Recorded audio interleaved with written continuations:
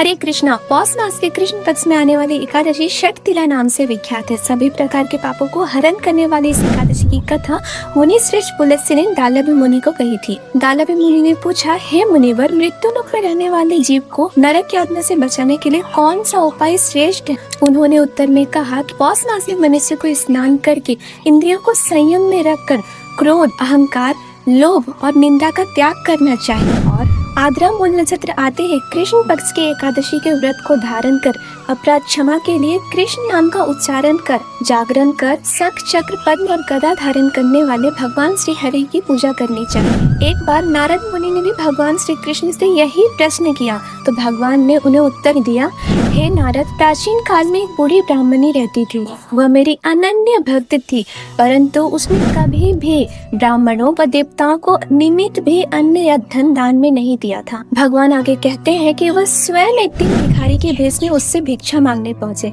ब्राह्मणी ने भगवान से प्रश्न पूछा कि आप कौन है और कहाँ से आए हैं, सत्य बताइए। तो भगवान ने उसका उत्तर नहीं दिया और क्रोधवश उसने भगवान के दीक्षा पात्र में मिट्टी डाल दी और भगवान उसे लेकर अपने लोक को लौट गए।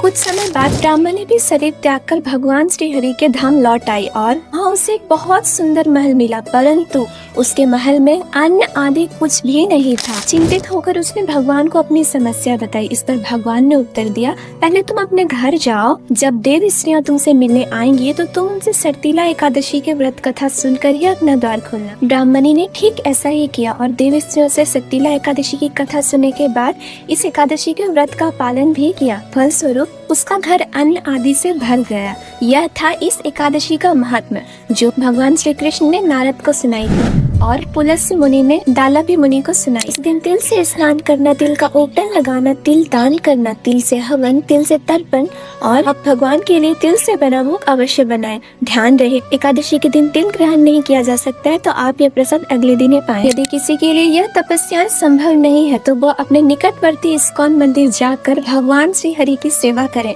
हरे कृष्ण महामंत्र का अधिक से अधिक जप करें। इस दिन तिल जितने दान का भी बहुत महत्व है, तो सामर्थ्य अनुसार भगवान के भक्तों को भी दान करें और भगवान को प्रसन्न करें, जो हमारे मनुष्य जीवन का परम लक्ष्य है।